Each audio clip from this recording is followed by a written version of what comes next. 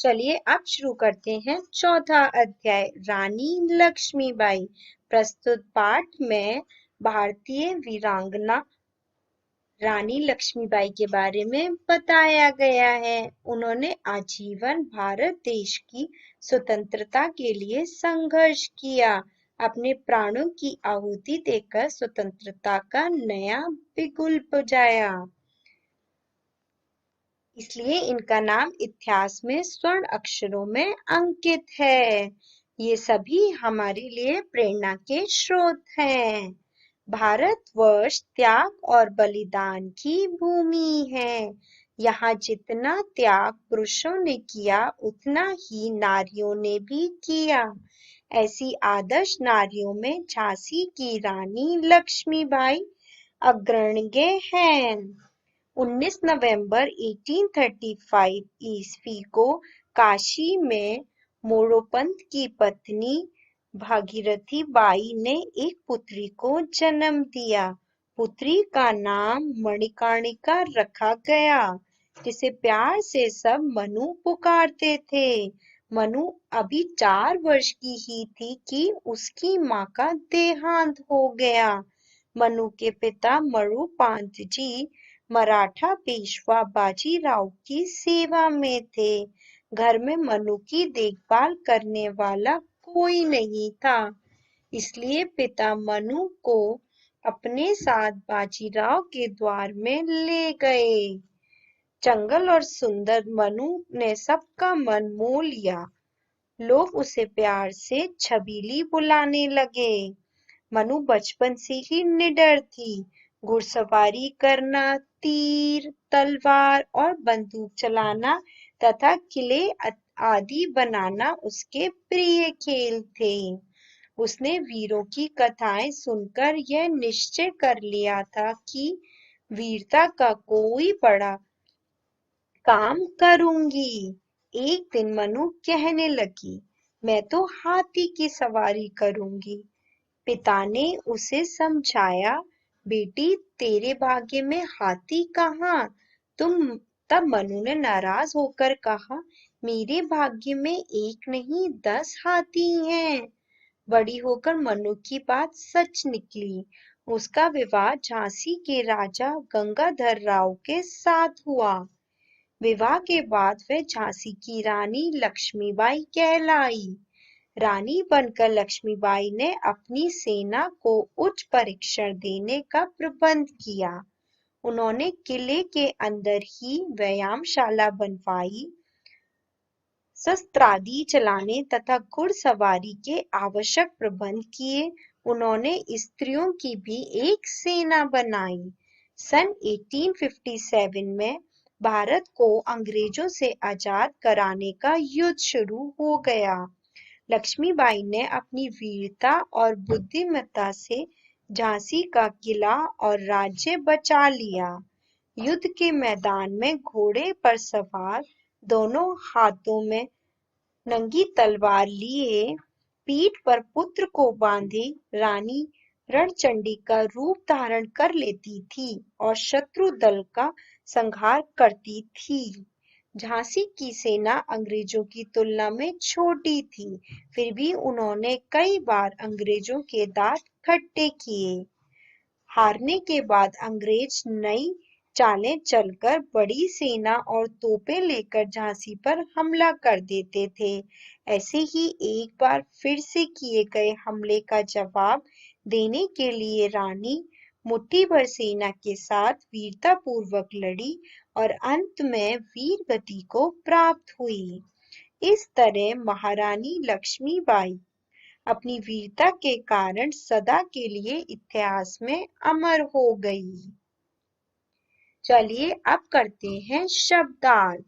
अग्रण्य का अर्थ है सबसे आगे। निडर का जिसे किसी का डर ना हो। प्रबंध का इंतजाम। युद्ध का लड़ाई। दांत खट्टे करने का पराजित करना। मुट्ठी भर मतलब छोटी सी। आहुति देना मतलब जान देना या बलिदान देना। चलिए अब आते हैं हम अभ्यास कार्य पर। पहला है, इसमें आपको शुद्ध उच्चारण करना है। बलिदान, अग्रगण्य, देहांत, घुड़सवारी, वीरगति। चलिए अब आते हैं हम दूसरे पर। इसमें सही विकल्प को चुनना है। रानी लक्ष्मीबाई का जन्म कब हुआ था? 19 नवंबर 1835 को। रानी लक्ष्मीबाई का बचपन का नाम था मनु। रानी लक्ष्मीबाई के पिता का नाम था गंगाधर राव। के पति का नाम था गंगाधर राव। चलिए अब आते हैं हम तीसरे पर। इसमें आपको बताना है, ये आपको प्रस्तुत पाठ के अकॉर्डिंग बताना है। चौथा है, इसमें आपको निम्नलिखित प्रश्नों के उत्तर लिखने हैं। ये आपको स्वयं करना है। अब आते हैं हम पांचवे पर। इसमें आपको रिक्त स्थानों को भरना है। भारतवर्ष त्याग और बलिदान की भूमि है। मोरोपंत की पुत्री का नाम मणिकर्णिका रखा गया। लोग उसे प्यार से छबीली बुलाने लगे। लक्ष्मीबाई ने स्त्रियों की भी एक सेना बनाई। अब आते हैं हम छठे पर। इसमें सही कथन के आगे सही का चिन्ह लगाना है व गलत के आगे गलत का चिन्ह लगाना है। आदर्श नारियों में रानी लक्ष्मीबाई का नाम अग्रणीय है।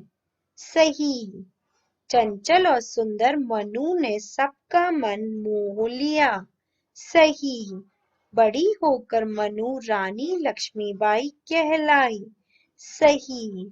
किले के अंदर ही लक्ष्मीबाई ने पाकशाला बनाई। गलत।